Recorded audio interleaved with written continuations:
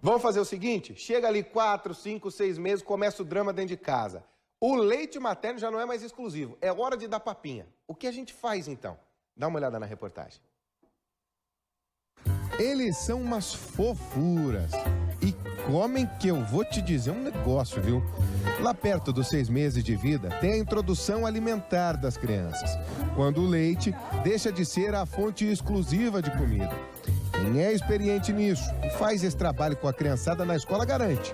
Rotina é tudo nessa hora. A gente vai introduzindo aos poucos, né? Na primeira semana só a fruta, na segunda semana a gente coloca uma fruta mais o almoço. Na terceira semana a gente coloca uma fruta de manhã, o almoço, mais uma frutinha à tarde. Só que tem uma coisa, a gente em casa oferece o alimento, principalmente os legumes, 1 ou 2 vezes apenas.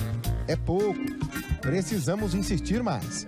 A gente tem que ofertar pelo menos 10 vezes. Só que nunca obrigar a criança ou fazer uma compensação. Come que eu te dou aquilo. Mas ofertar pelo menos 10 vezes o alimento, espaçando o tempo.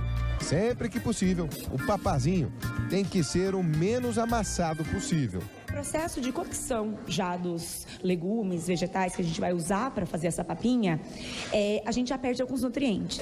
Se eu liquidifico, eu perco mais ainda. Então, o ideal seria mesmo amassar, né? Vocês viram aqui que algumas crianças até pegam o brócolis e comem ali com a mãozinha mesmo. Eles têm que aprender a consistência, não só por uma questão de nutrientes, de a gente perder os nutrientes, mas eles têm que aprender. Teve a fase líquida do leite e que agora eles vão evoluindo. Tem que aprender a usar os dentinhos, a língua para engolir, isso é tudo muito importante.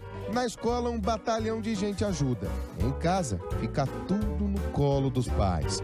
Às vezes, a criança é mais chatinha para aceitar alimentos diferentes. A Caroline teve sorte. Isso nunca foi problema para ela. Todos os tipos de alimentos que eu já tentei, ele aceita super fácil. Não tem como escapar. A gente já conversou com a Carol aqui sentada para ela dizer quais são os hábitos do Eduardo. 8 meses. Mas é aqui na cozinha o coração de qualquer casa. E é nessa hora que a gente vê de verdade que os hábitos alimentares, eles são construídos. Carol, tô vendo que você está preparando aqui, ó. Vou pegar a panela. Hoje é dia de brócolis na casa. A gente aprendeu na escola que as crianças chamam de arvorezinha. Fica mais fácil para elas.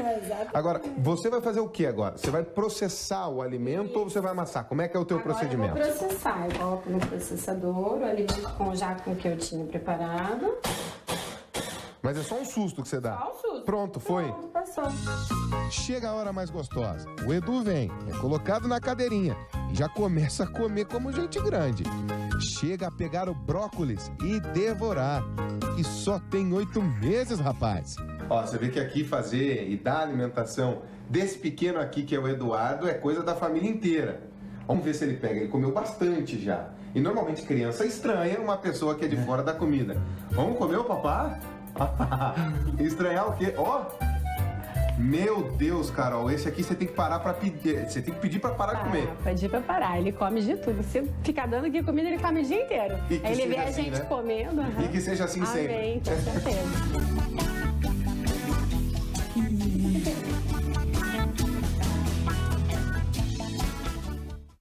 E não é a coisa mais gostosa do mundo dar comida para criança? A gente fica com fome junto. Eu não devia fazer isso, mas eu atacava de vez em quando a comidinha das crianças lá em casa.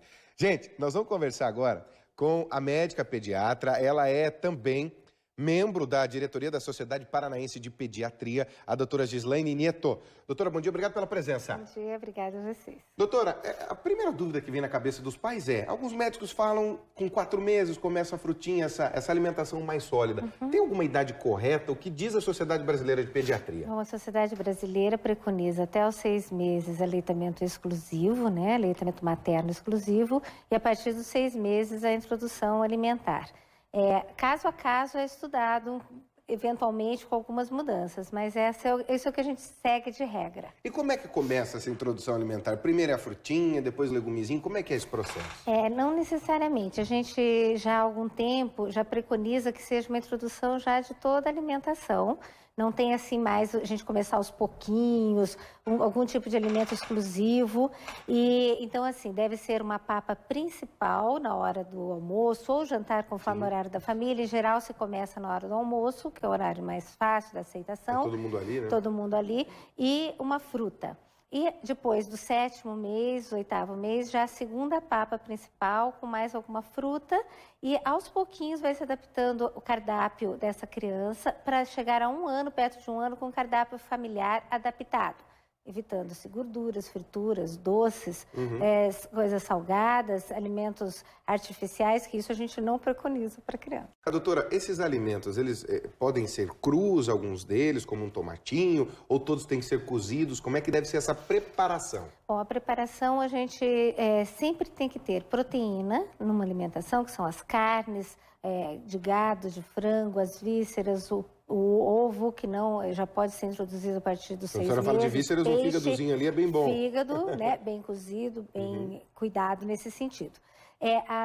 Os cereais ou os tubérculos, né, as hortaliças e as leguminosas. Então, a gente tem que ter um prato bem colorido, diverso, nessa alimentação, nessa apresentação.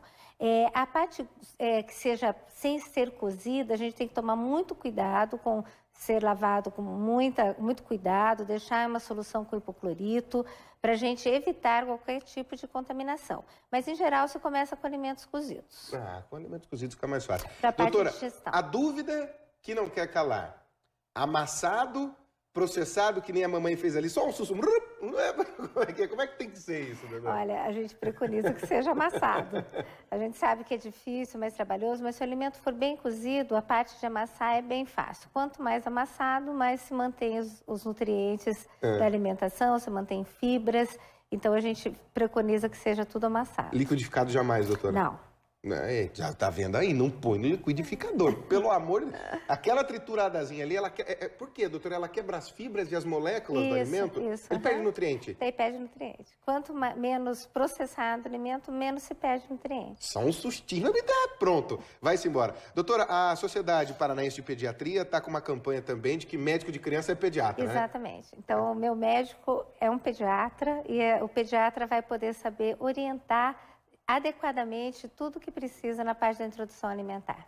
Muito bem, a gente conversou então com a médica pediatra Gislaine Neto. Doutora, bom dia, obrigado pela presença. Muito obrigada a vocês. Bonita a papinha das crianças, cheirosa também, né? Tudo é muito natural.